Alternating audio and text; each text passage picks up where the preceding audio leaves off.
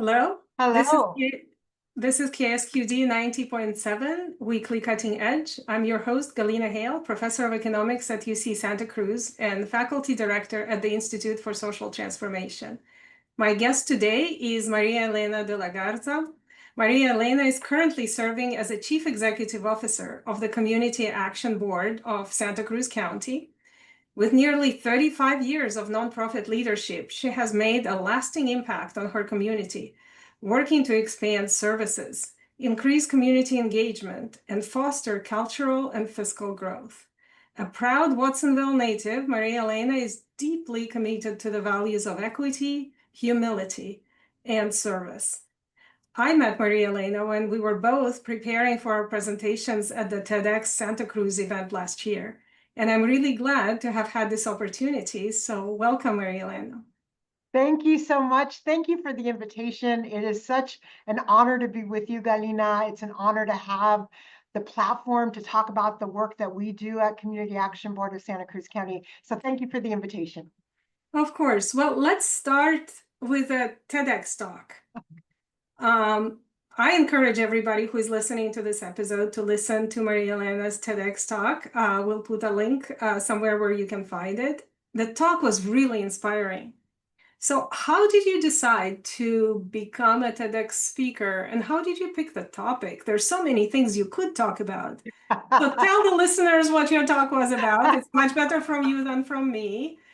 And how did you land on that decision? Thanks for that question. You know, I got to giggle because those of us who've been through the process understand how rigorous the process is. At least it was for me. I don't know about you, but for me it was rigorous. And you know, I've been doing speaking for a very, very long time, and this opportunity, you know, came to me, and I had a couple people kind of, you know, nudge me to say, you know, MariaElena, you got to, you know, you got to apply for it, you got to try it, you know, you got to send in, you know, your application, because it's a selection process, right? You have to apply. I think they had to send in a video. Then if you got chosen, then you got to go in person, right? And you kind of, to me, it very much felt like an audition, you know. And so, which I didn't expect, I didn't understand the process. And given that, I want to say it was a rigorous process. I'm so glad I did it. But you're right, I could have talked about anything. But the timing of the TEDx opportunity so happened to be on the heels of one of the biggest emergency disasters in our community. It was after the breach of the Pajaro River. It was after the flooding of the Pajaro community. You know, it was probably, I don't know, 8 or 9 months after the devastation.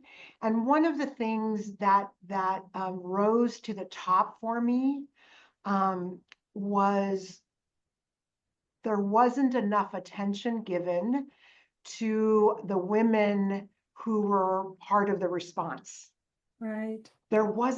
People weren't talking about what was happening. People weren't talking about the women, and specifically the Latinas, that were in the fight and in the response every day since the flood.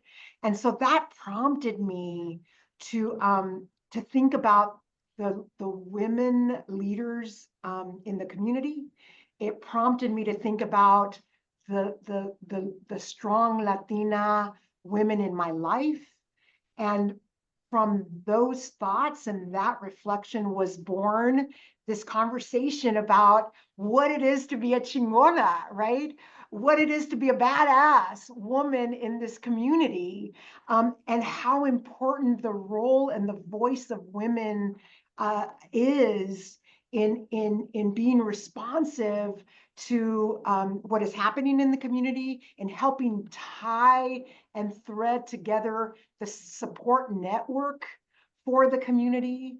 And that's what gave me the inspiration to tell the story of my mom, who was this incredible, strong woman who taught me about the importance of showing up every day, the importance of giving your granito de arena, your grain of sand, whatever that is, Galina, right? Whatever it is, Right, right. in whatever sphere of influence that we have, you know, the importance of giving that grain of sand and contributing that grain of sand with love and compassion and dedication and in the name of service, right? And so that TEDx talk was inspired by the Latinas in my life, from my past, from the women in history, and most recently from the women like Sister Rosa Dolores in Pájaro, like Right. Erica Padilla Chavez from the food bank, like Rebecca Garcia, an educator from Watsonville community, you know, like so many women, so many Latinas who continue to show up every day to do the work and to be of service. So that's what TEDx gave me the platform to share the importance of that history, the importance of that foundation for me and my leadership now, you know, at CAB. Yeah, thank you for sharing that. I remember you were one of the first speakers, I think, in the lineup, if not the first. Yeah. You were the first. Oh no, that must have been so I think scary. it's because I was the loudest. That was great though. I was in the audience and I've heard your talk before, but being in the audience with all the lights and your visuals were so, and you're just such an inspiring speaker. I thought it was a great, great opener. Yeah, I was going to ask you about the process and you mentioned that. I think it was the same for everybody. I had to send a video. I was in front of this 10 people audition thing. They were all giving me suggestions. And then what I really appreciated was having a coach Yes. that I really, really hit it off with. We didn't keep it up because we're both so busy, but during the process, we became really good friends. I imagine you also had a coach. How was that? For me, was what was new because I also do a lot of public speaking, but usually nobody edits what I'm going to Correct. say, as opposed to TEDx. They do improve your script that you then have to memorize, but then it's not 100% yours. How was that for you, with especially with a personal story? Yeah, you know what? That's a really good question, and I think there was some tension for me. There was some tension for me in one, I appreciate the coaching and the help and the edits and the professional part of the TEDx support, right? I couldn't have done it without them. I couldn't have done it without Jenny at the Community Foundation and my coach and all the people who came together to support us being successful, right? We know it took a lot. It's a production. But there is a natural tension in that process, or that evolution of the first speech to the final draft, because it's different, right? It's different. And my natural inclination in the beginning, in my first draft, was to shine the light on these amazing chingonas in my life, right? And in the community. And I remembered the coach and the editors saying, talk more about you and your history. Talk more about why this is important to you. And I didn't want to shine a light on me because I didn't want it to be about me. And so there's a natural tension there. And little by little, I understood, and I took the suggestions and had a conversation about, this has to be my voice. It has to be my voice, or I don't want to do it. It doesn't feel right. Right. And we got to the space, and with enough practice, because I think the other hard part, I don't know about for you, Elena, but for me, like the memorization of the words, right? You have to memorize it word for word. Right. And girl, I just turned 60 and memorizing is not easy once you hit a certain threshold, right? And so it was a struggle for me. And I remember I practiced every night for 3 or 4 weeks, every night at home. Wow. Hour. That showed. That showed. Girl. It was a lot. And I remember my husband being in the background, like he would go in the bedroom because he knew it was time for me to go. And I remember him coming out one day and he said, and this was probably about 2 weeks in, a week and a half in, he said to me, now it sounds like you. Oh, that's nice. So Now you it's made it your own. Yes. but it took practice and hours for me. I don't know. How was it for you? Did you practice a lot? Oh, yeah. So for me, I thought, oh, I can memorize. These are my own thoughts. I give talks every time, so frequently, as an academic, I go to conferences like oh, this is stuff I know.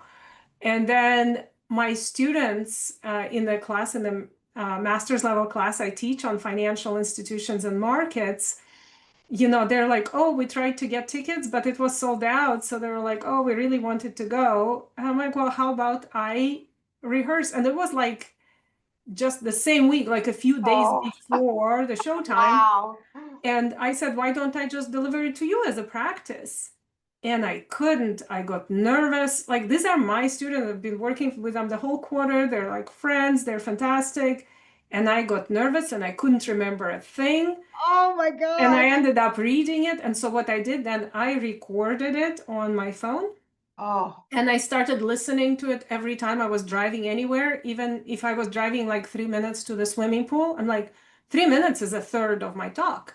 So I can just listen, for this part. And that's how I was able to memorize it, by just oh my listening. gosh. But it's awful to listen to yourself talk. Totally. Oh my God. Totally. It's such a wonderful thing to have that shared experience with you and everyone else.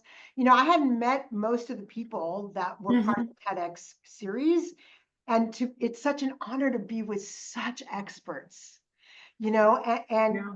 to be in the company of people like you and so many others. What an honor and what an incredible experience. I encourage your listeners, if you've got that inkling in you, if you got a little spark there, go for it. It will be a challenging experience. It will be a difficult experience. It will be an exhausting experience, and it is completely worthwhile, absolutely worthwhile to be able to get through it and be successful and have that part of our foundation, right? Yeah, and then in the end, you have this very professional video of you talking about things that you do want to share with the world. And so to me, that opportunity to have a platform and a whole team of people making my message the most clear, Yes. effective it can be, and then the whole production thing and like the whole event, I felt like, wow, I'm a rock star. Absolutely. That was great. And I'll tell you that it elevated our work, right? Yes, While I it's think a so. personal conversation, it's a personal experience. The platform that it gave me to the work that I do at Community Action Board, to the work that I do in the community, it absolutely elevated the work that we do. So what a wonderful, wonderful outcome, right? Exactly. Well, so you're stealing all my segues. So let's talk a little bit about your day job then. Yeah. So tell the listeners, what is the Community Action Board? What do you do? And why do you do it? Yeah, thank you. So the Community Action Board of Santa Cruz County, affectionately called CAB, has been around for 60 years. You can see my background here on my Zoom. We are celebrating 60 years of service this year. And we are a nonprofit agency serving Santa Cruz County, providing programs and support to the low-income community of this county. Our mission is simple. It's very simple in words. Our mission is to eliminate poverty, period. Mm. And our work is connected to a statewide network of community action agencies and a national network of community action agencies. Around the nation, there's about 1,000 of us. In the state of California, there's about 58 of us. We are in essentially every county across the nation. We were born in 1965 from the federal government when President Johnson declared a war on poverty. The United States was thinking about, it was part of the civil rights movement, how can we do better to help support low-income communities in the nation? And so community action was born. And the beauty of this work, the beauty of our foundation is that there's two things that make us a community action agency by federal mandate. Number one, we have what is called a tripartite board. We have your community action, our Santa Cruz County community action has 15 board members. 5 of them are low-income community members with lived experience. 5 of them are elected officials. 5 of them are industry folks. And so in our industry cohort, we have, for example, a healthcare seat. We have a farm worker seat. We have an indigenous language speaker seat. We have a county at large seat. And we have a finance institution seat that is held by the Santa Cruz County Community Credit Union. We have a criminal justice, youth justice seat. And those 3 components, the low income voices, sitting next to the elected official voices, sitting next to the industry folks' voices, make up our governance. And I'll tell you that our county is so incredibly blessed to have the people on our board leading this agency at this time. And so that's a powerful board.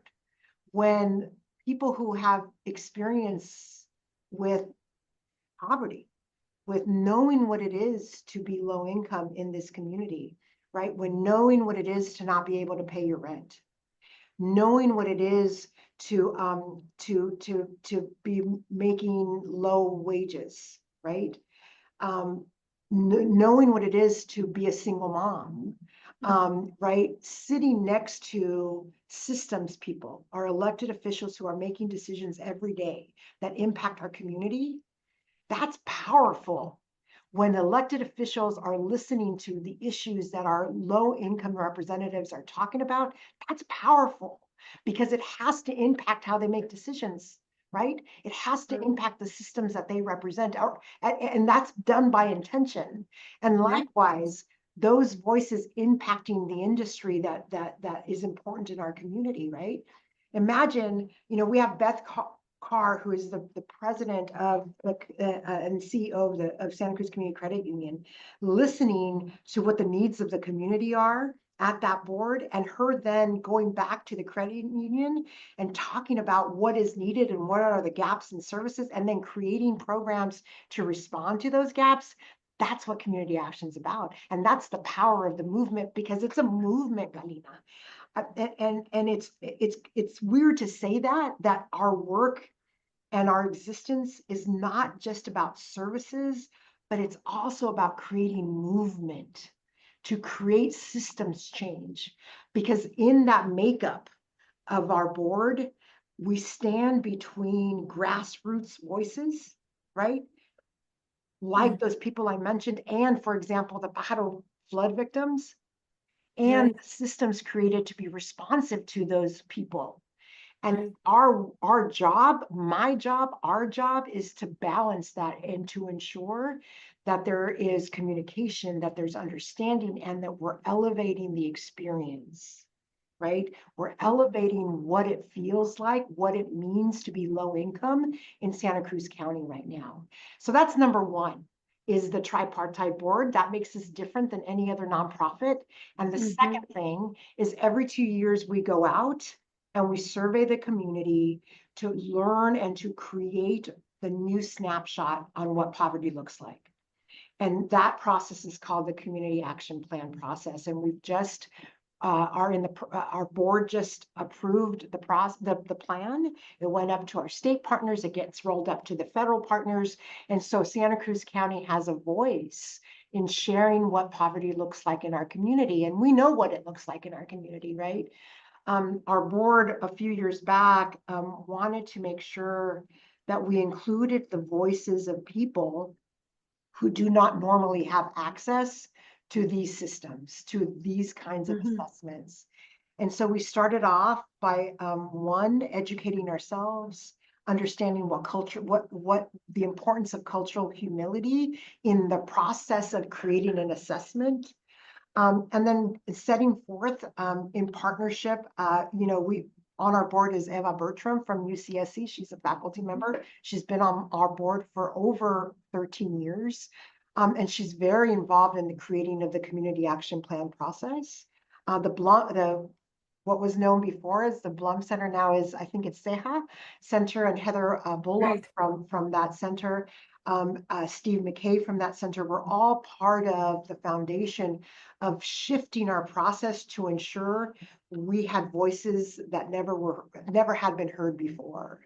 And as a result, I can tell you that this year, and we'll be launching some educational opportunities for people to learn more about our community action plan process. But for example, one of the things that we learned, that 16% of our community reported earning less than $5,000 of annual income last year. Yeah. $5,000 annual income. Right. This would be interesting to you because of your field of study, right? Right. No, that's way below the poverty line, right? So that should not be happening in this country. Exactly. And for us, it meant talking to our ag workers.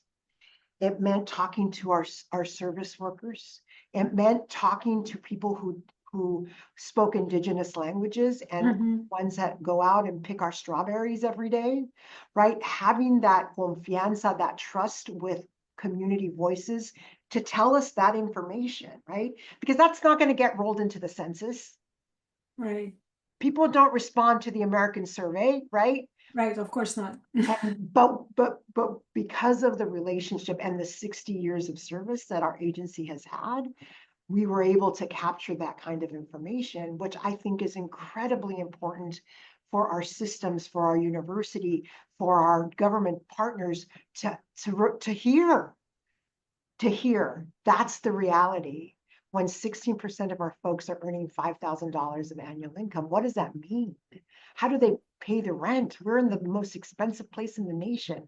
How do people do that, right? And so we're hoping to elevate the story, and we're hoping to spark conversations, and we're hoping to ask questions and have people ask questions about how do we ensure that when we're making our decisions, when we're planning our curriculum for classes, how do we make sure that this gets included? Yeah, and I actually owe you, I also owe you a white paper on the project that we've discussed a year ago on the barriers to rebuilding after a disaster. But I also owe you thanks because it's a conversation with you and your staff that made us actually change our approach instead of, trying to get the focus groups and, bring in people who have already, who are super busy and have been traumatized by those events and making them talk about that again. Instead, we talked to 9 different community organizations all across the states. Oh, wow. The state of California, but we talked after the January fires in Los Angeles. We talked to some organizations in Los Angeles, also representing non-native speaking community, non-English speaking communities. And it was extremely illuminating, and we would not have gone that far without your suggestions and your help. So for our listeners, that expertise that Community Action Board has through that community action planning process and engagement and trust with the community, that has a broader impact on more people understanding what's going on. And we have our research paper. We're working on preparing some materials for you that you can use in your discussions with policymakers and advocates, because we see similar patterns happening all across the states in terms of extreme impacts on seniors, extreme impacts on people who don't speak either English or Spanish, and people who are undocumented, being hesitant to seek help. And so we see that, and we want to, show that it's not just our region here in Santa Cruz County that's experiencing that. It's a bigger problem. I look forward to seeing that paper, Galina, and I gotta say, thank you for pivoting. Thank you for pivoting. And I am so appreciative of you and the university to be able to do that kind of pivot and understand, what we were facing at that time, right? Thank you for that. I Of look course. forward to learning more. All right. Well, so maybe since I kind of mentioned the relationship we have, Yes. started with TEDx, but my understanding is you work a lot more with university. Can you talk a little bit how that partnership works for you? Yeah, I would say in the last 5 years, our relationship with the university has really strengthened, and I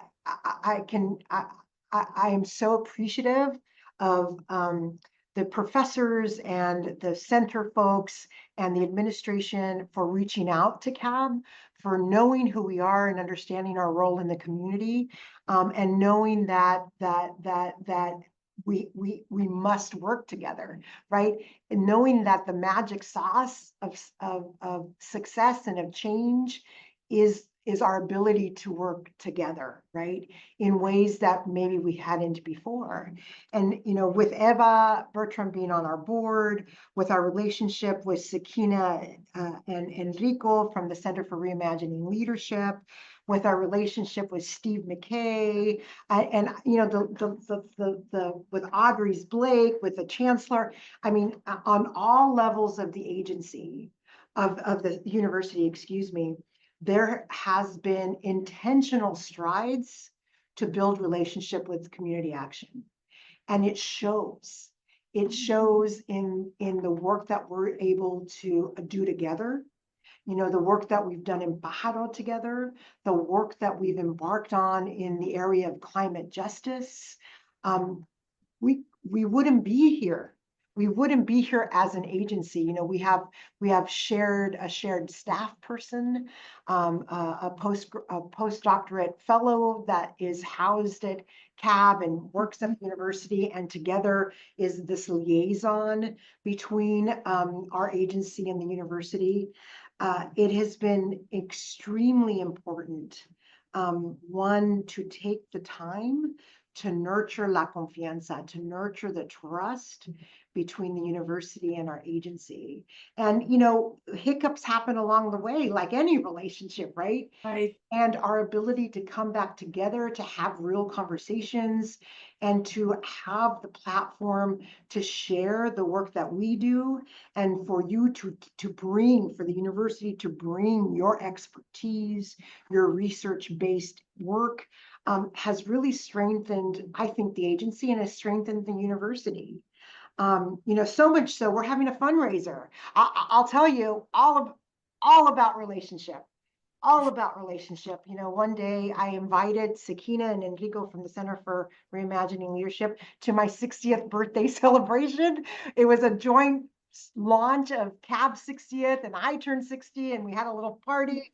And I invited them, and they came, and they brought their interns. And it was so special for me that they took the time and drove from North County to South County and joined the celebration. It meant a lot to me, their investment in me and CAB, that I had the confianza. I had the nerve to ask Enrico, I need to ask you for a favor.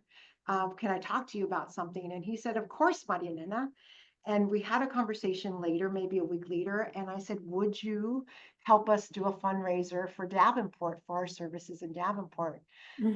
I imagined in my head, people sitting around a campfire. I imagined us doing s'mores, and I imagined him and his team with telescopes looking at the stars and hearing a lecture on the universe and gold and all the things that make up who Enrico is and his students.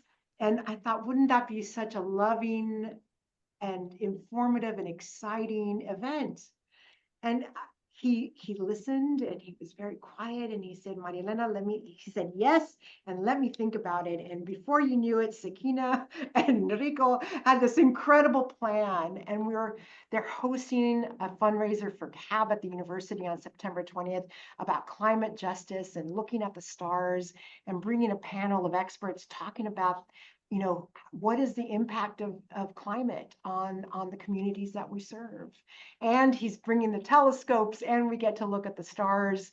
And, you know, what an amazing collaboration that I'm incredibly grateful for, that there's no way that we could have done without the university. There's no way, Galina, we could do without Enrico and Sakina's vision, right?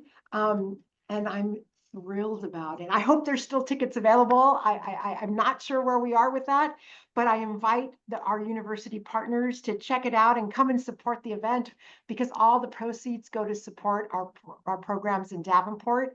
We're the only social service agency providing services in the Davenport community. There's about 250 farm worker families that work in the ranchos around the community of Davenport.